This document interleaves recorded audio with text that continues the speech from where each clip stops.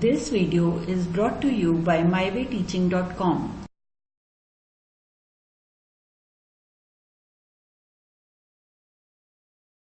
In this part, let us study what is significant figure and even the significant figures, examples of this significant figures. Okay, what is this significant figure?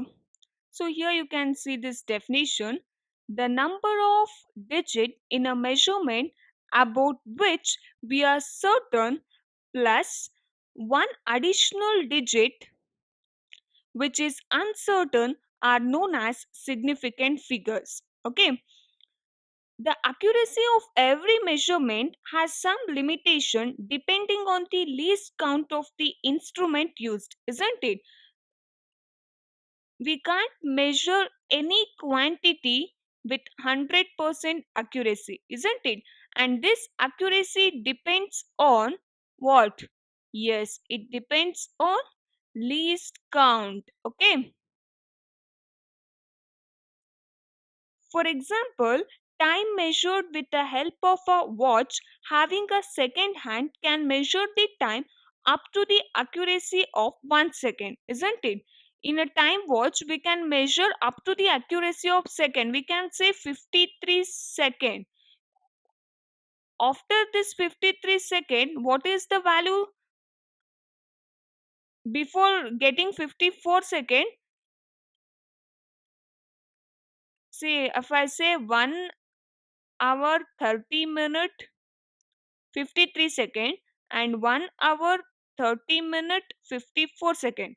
After this 53 second, it will get suddenly 54 second. We can't measure the digits between 53 and 54. So the accuracy of this time is up to seconds. It can measure only up to seconds, isn't it? So I will give you one more example. Suppose you are measuring the length of a pencil. Keep one end of the pencil on the zero scale. Okay, you are measuring the length of the pencil. You just think that this is the pencil. So keep one end on the zero scale. Okay, and the other end, suppose its other end lies between 12.3 and 12.4 centimeter. So this is the other end, right? So if it lies between 12.3 and 12.4, then what is the value? And the least count of this meter scale is also 0.1, which means after this 12.3 we'll get 12.4 directly, no intermediate values, because the least count is 0.1 centimeter. Least count is the minimum measurement of this meter scale. Okay, hence we estimate the length as 12.38. Approximately, we estimate the length as 12.38 centimeter. So here these three digits are significant, means we are certain we have four significant digits here. In that, 1, 2, 3, these three digits are certain, means they are 100% accurate. It is up to 12.3, it is right, but between 12.3 to 12.4, where exactly this pencil okay, it is coinciding, that we don't know. So this last digit, that is 8, is uncertain, isn't it? So now I'll read out the definition again, you will understand it. The number of digit in a measurement about which we are certain plus one additional digit which is uncertain. So about which we are certain means in this case it is 1, 2, 3, and one digit which is uncertain is 8, isn't it? And this is known as significant figure. Okay, here we are certain about digit 1, 2 and 3, but we are uncertain about the last digit 8. The number of digit in a measurement about which we are certain plus one additional digit about which we are not certain is nothing but significant figure. Okay, larger the number of significant figures obtained in a measurement, greater is the accuracy. If I say 12.38 and 12.382, which is more accurate? this is more accurate. So larger the number of significant figures, more accurate is the value that we get. Okay, the number of significant digits depends upon the least count of the instrument being used for measurement. Okay, it depends on the least count of the instrument that is being measured. So now let us study some of the rules for determining the significant figures. Okay, the number of significant figures. So the rules for determining the number of significant figures. The first one is all the non-zero digits are significant, which means, for example, in measurement of mass, like if I say the measurement of mass 1.125.63 gram, that is 125.63 gram. Here all these are non-zero numbers, isn't it? So in this case, the measurement of mass, we have how many significant figures? Yes, we have 5 significant figures. Okay,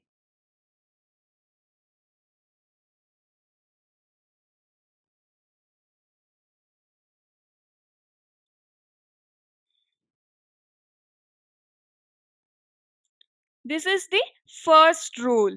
And the second rule is all the zeros between two non-zero digits are significant no matter where the decimal point is, if at all.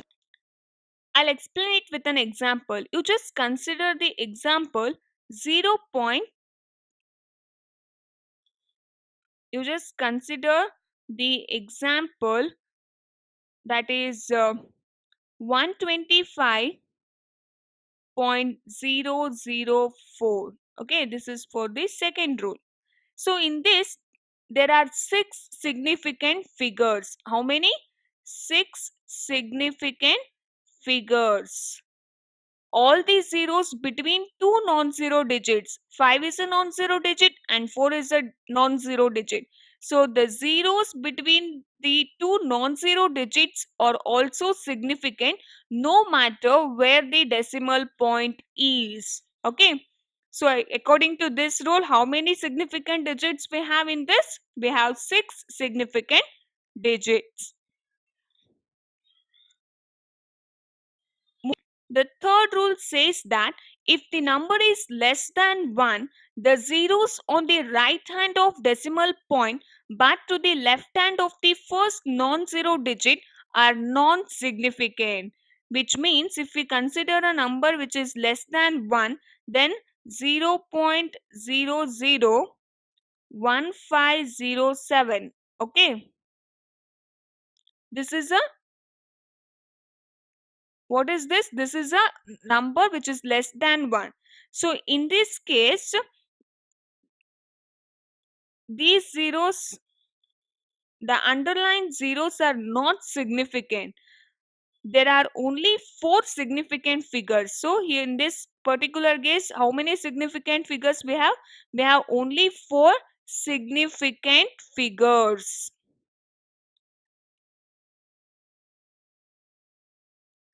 If the number is less than 1, the zeros on the right of decimal point but to the left of the first non-zero digit are not significant. So these zeros are not considered in this case. So this is the third rule of significant figure. Moving to the next rule, the fourth rule is here. In a number without decimal point, the zeros on the right side of the last non-zero digit are not significant. Which means if I say 132 meter, I can write like this: 132.00 centimeter, isn't it? Yes. And even I can write it as 132.000, that is millimeter. We can write it, all these are equal, isn't it? So it has 3 significant digits. Here there is no change in the number of significant digits because the zeros after decimal point indicate the position value only. Here there is no change in the significant digits. There are only three significant digits, that is 1, 3, 2. So zeros after decimal point indicate only their position value. Thus, by changing the units, even if number of zero increases, but the number of significant digits does not change. This is the fourth rule. Okay. Moving to the fifth rule, the trailing zero in a number with a decimal point are significant, which means if I say 7.900, here the trailing zero is, these two are trailing zeros, isn't it?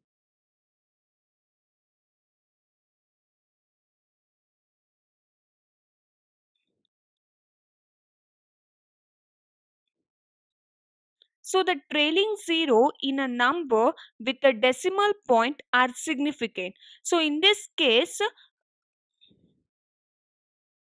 we have how many significant digits? We have four significant digits.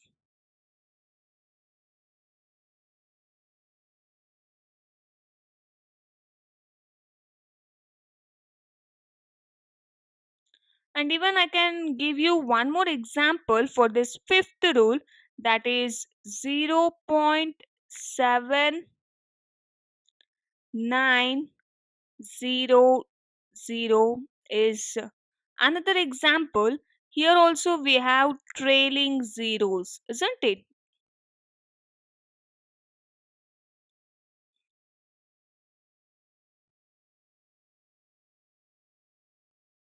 So the number of significant digits in this case is also 4. So in both of these cases we have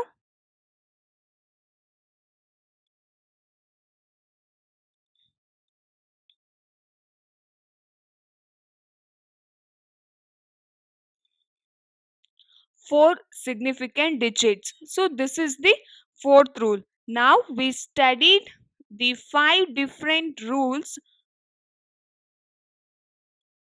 of significant figures, isn't it? All the non-zero digits are significant is the first rule. All the zeros between two non-zero digits are significant no matter where the decimal point is. And the third rule is, if the number is less than 1, the zeros on the right of decimal point but to the left of the first non-zero digit are not significant. And the fourth rule is, in a number without decimal point, the zeros on the right hand side of the last non zero digit are non significant. And the fifth rule is, the trailing zero in a number with a decimal point are significant. So, this is about the rules of significant figures. Next, we are going to see significant figures in addition, subtraction, multiplication, and division. Okay,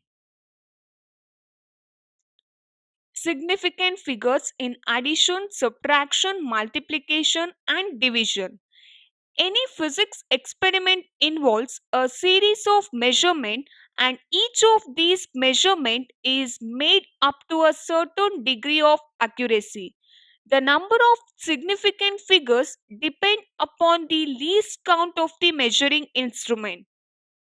Suppose the resistance of different resistors are measured using meter of different least count. So I'll give you an example. You just consider these are measured with different least counts. The value of R1 is 5.67 ohm and the value of R2 is 12.345 ohm and the value of R3 is zero point 0.7 ohm So if we add these three, what is the result that we get?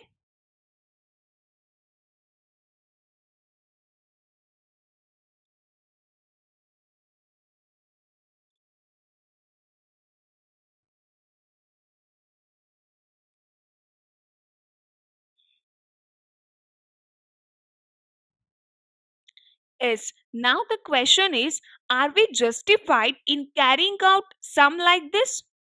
In the measurement of R1, we do not have the information of third digits after decimal point, isn't it? In the first case, we have only two digits after decimal point. We don't know we don't have the information about the third digit. In the measurement of R3, we don't have the information about the second and third digits. We have only one digit after the decimal point. This shows that the precision in the measurement of R3 is less than the other two registers. Therefore, the result should have the same precision as that of R3.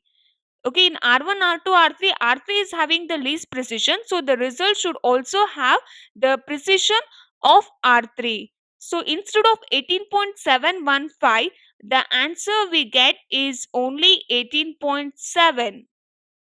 Okay, it is expressed to one decimal place. Thus, any result with more than one insignificant or uncertain digit should be rounded off up to the correct number of significant digits. Okay, for this we should consider some of the rules which I'll explain you now. So in this case, you understood, right, how to consider this significant digit and how to round off this one. So comparing the precision values of all these R1, R2, R3, R3 is having the least precision. So the result will be having the precision of R3. So we'll round off these three the points after this decimal point to only one digit after the decimal point. So the things that we should consider while writing the significant digits are: if the insignificant digit to be dropped is less than 5, then the preceding digit in the left is unchanged. Okay, is left the preceding digit is left unchanged. For example, L is equal to 10.743, and here we are going to drop these two digits, but the value of these two digit is less than 5, so the preceding digit will remain unchanged. So after, okay, when we'll round off this result, and after that round off, we'll get the result as L is equal to 10.7 only. Okay, that is the first thing.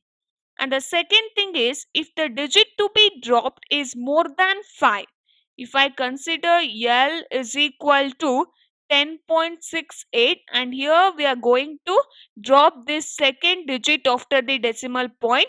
So if the digit to be dropped is greater than 5, then the preceding digit, okay, will increase the preceding digit by the value 1. So after that modification, the result we get as 10.7. Okay, and the third rule is, if the digit to be dropped is 5, then the preceding digit is increased by 1 if it is odd, and it is left unchanged if it is even. Okay, if L is equal to 10.45, and here we are going to drop this value, that is 5, and if the preceding digit, this preceding digit, if it is even, then the will leave this as it is. The will not change the preceding digit, and the end result will be 10.4. If the preceding digit is even, if I consider like 10.55, and if I want to drop this value 5, in this case, we will increase the preceding digit by the value 1. So after modification, the end result that we are going to get is 10.6. Okay. These three are the things that we should consider while dealing with this significant digits or rounding off process especially. In the next part, we'll see how we'll do in case of addition, subtraction, multiplication and division.